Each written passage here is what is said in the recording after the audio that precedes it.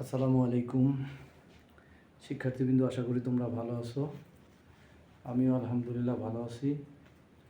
আমি এখন তোমাদের বিবিএ সম্মান তৃতীয় বর্ষের ম্যানেজমেন্ট অ্যাকাউন্টিং বিষয়ের সিবিপি রিলেশনশিপ অধ্যায় থেকে একটা প্রশ্ন সমাধান করে দেখানোর চেষ্টা করব। আমি আশা করি তোমরা আমার সাথে সাথে প্রশ্ন সমাধান দেখলে অঙ্কটি বুঝতে পারবে। চলো দেরি না করে আমরা প্রশ্নর সমাধানে চলে যাই। এখানে আমি তোমাদের যে প্রশ্নটা সমাধান করে দেখাবো সেটা হচ্ছে, the following data is extract from the books of a company annual sales, অর্থাৎ বাৎসরিক বিক্রয় দেওয়া আছে 2,10,000 টাকা, মার্জিন অফ সেফটি রেশু দেওয়া আছে 35%, পিভি রেশু প্রফিট ভলিউম রেশু দেওয়া আছে 45%। আমাদের নির্ণয় করতে বলা হয়েছে ব্রেক ইভেন পয়েন্ট টাকা কত, 2 নম্বরে মার্জিন অফ সেফটি টাকা কত, 3 নম্বরে বলা হয়েছে অ্যানুয়াল প্রফিট অর্থাৎ বাৎসরিক মুনাফা, 3 নম্বরে বলা হয়েছে সেলস রিকোয়ার টু আর্ন টাকা আর্ন প্রফিট অফ টাকা 40,000। আমরা যদি 40,000 টাকা মুনাফা করতে চাই তাহলে কত টাকা বিক্রয় করতে হবে। আর সর্বশেষ এসেছে প্রফিট অন সেলস টাকা 1,20,000। আমরা যদি 1,20,000 টাকা বিক্রয় করি তাহলে আমাদের মুনাফা কত হবে। প্রিয় শিক্ষার্থীবৃন্দু, আমি 1 নম্বর রিকোয়ারমেন্টে চলে যাচ্ছি। 1 নম্বরে আমাদের বলা হয়েছিল যে ব্রেক ইভেন পয়েন্ট কত। ব্রেক ইভেন পয়েন্ট মানে হচ্ছে সমুচ্ছেদ বিন্দু, অর্থাৎ যে অবস্থায় গেলে কোনো ব্যবসা প্রতিষ্ঠানের আয় এবং ব্যয় সমান হবে, কোনো লাভও হবে না, কোনো ক্ষতিও হবে না, সেটাকে বলা হয় ব্রেক ইভেন পয়েন্ট। আর ব্রেক ইভেন পয়েন্ট নির্ণয়ের কয়েকটা সূত্র আছে। আমি এখন তোমাদের এই সূত্র দিয়ে ব্রেক ইভেন পয়েন্ট নির্ণয় করে দেখাবো। Actual sales into BEP ratio. এখানে অ্যাকচুয়াল সেলস বলতে যে সেলসটা এখানে দেওয়া আছে, সেলস আছে 2,10,000 টাকা, সেলস দেওয়া আছে 2,10,000 ইন্টু বিইপি রেশু। প্রিয় শিক্ষার্থীবৃন্দু, বিইপি রেশু দেওয়া নাই, আমরা বিইপি রেশুটা ওয়ার্কিং করে বের করে নিব।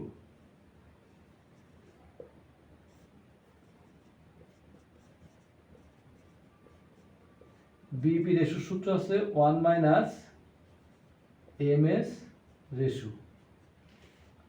প্রিয় শিক্ষার্থীবৃন্দু, এমএস রেশু দেওয়া আছে 35%, দ্যাট ইজ 0.35।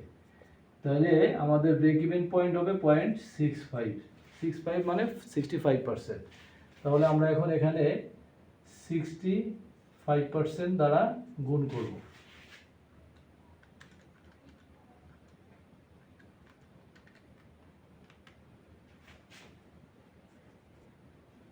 এক লক্ষ 36,500।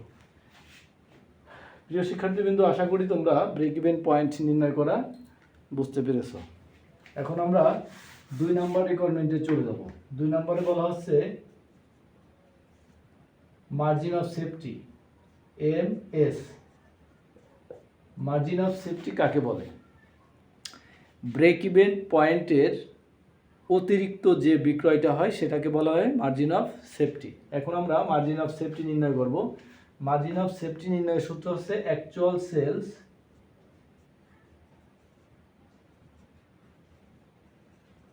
Into MS রেশু।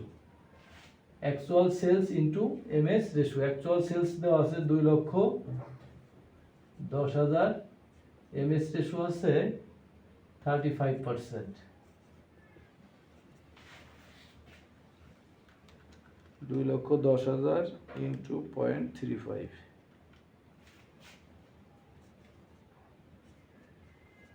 73,500। প্রিয় শিক্ষার্থীবৃন্দ, আমি আশা করি তোমরা এমএস রেশু নির্ণয় করাটা বুঝতে পেরেছ। এখন আমরা নির্ণয় করব রিকোয়ারমেন্ট 3। রিকোয়ারমেন্ট 3-তে বলা হচ্ছে অ্যানুয়াল প্রফিট। অ্যানুয়াল প্রফিট মানে হচ্ছে বাৎসরিক মুনাফা। অ্যানুয়াল প্রফিটের সূত্র লেখো, অ্যানুয়াল প্রফিট সমান সমান sales into PV ratio into MS ratio. প্রিয় শিক্ষার্থীবৃন্দ, এখানে আমাদের সেলস দেওয়া আছে 2,10,000 টাকা, পিভি রেশু আছে 45%, এমএস রেশু আছে 35%। তাহলে আমরা এখন ক্যালকুলেশন করে অ্যানুয়াল প্রফিট নির্ণয় করব। 2,10,000 ইন্টু 0.45 ইন্টু 0.35।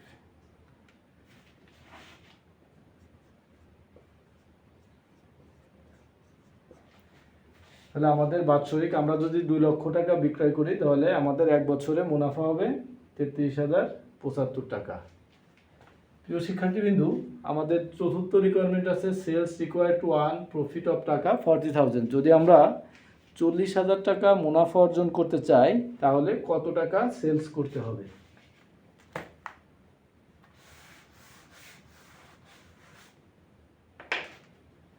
রিকোয়ারমেন্ট 4। তাহলে এখানে আমাদের 40,000 টাকা যদি আমি মুনাফা অর্জন করতে চাই তাহলে কত টাকা বিক্রয় করতে হবে, তার মানে এটাকে বলা হয় রিকোয়ার্ড সেলস। আমাদের রিকোয়ার্ড সেলস নির্ণয় করতে হবে। রিকোয়ার্ড সেলসের সূত্র কি? Fixed cost plus target profit divided PV ratio. প্রিয় শিক্ষার্থীবৃন্দু, এখানে টিপি মানে টার্গেট প্রফিট মানে আমি কত টাকা মুনাফা অর্জন করতে চাচ্ছি, 40,000 টাকা। আর ফিক্সড কস্ট, এফসি মানে ফিক্সড কস্ট এখানে কোশ্চেনে দেওয়া নেই, আমরা ফিক্সড কস্টটা ওয়ার্কিং করে বের করে নিব।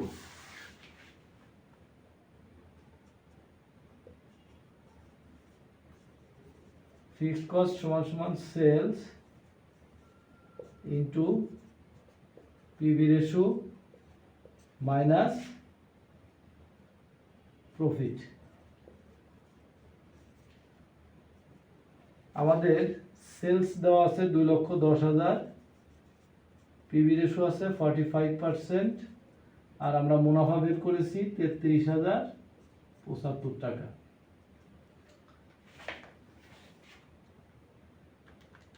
দু লক্ষ 10,000 ইন্টু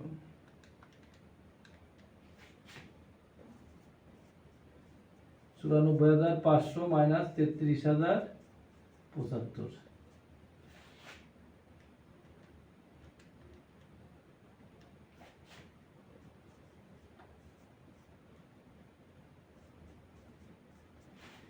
শিক্ষার্থীবৃন্দু, এখানে আমাদের ফিক্সড কস্ট হচ্ছে 61,425 টাকা। এখন আমরা এখানে জাস্ট সূত্রে মান বসাই দেব। 61,425 প্লাস আমাদের টার্গেট প্রফিট হচ্ছে 40,000, পিভি রেশু দেওয়া আছে 45%, 0.45।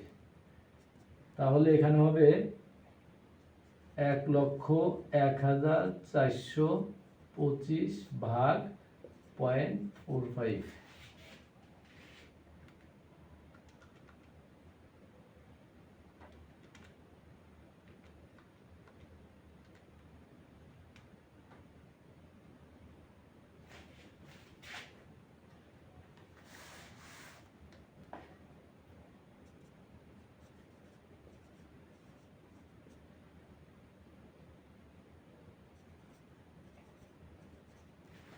শিক্ষার্থীবৃন্দু, আমরা যদি 40,000 টাকা মুনাফা করতে চাই তাহলে আমাদের বিক্রয় করতে হবে 2,25,338 টাকা।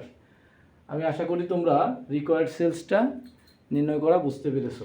আমরা এখন পঞ্চম রিকোয়ারমেন্টে চলে যাব। পঞ্চম রিকোয়ারমেন্টে বলা আছে প্রফিট অন সেলস টাকা 1,20,000। আমরা যদি 1,20,000 টাকা বিক্রয় করি তাহলে আমাদের সেলস কত হবে? রিকোয়ারমেন্ট 5, প্রফিট অন সেলস টাকা 1,20,000। আমরা প্রফিট নির্ণয়ের সূত্র লিখব। প্রফিট সমান sales into PV ratio minus fixed cost. প্রিয় শিক্ষার্থীবৃন্দু, আমাদের সেলস আছে 1,20,000, পিবি রেশিও আছে 45%, আর প্রফিট হবে আছে ফিক্সড কস্ট আমরা বের করেছিলাম 61,425 টাকা। এখন ক্যালকুলেশন করব। 1,20,000 0.45, 54,000 মাইনাস 61,425,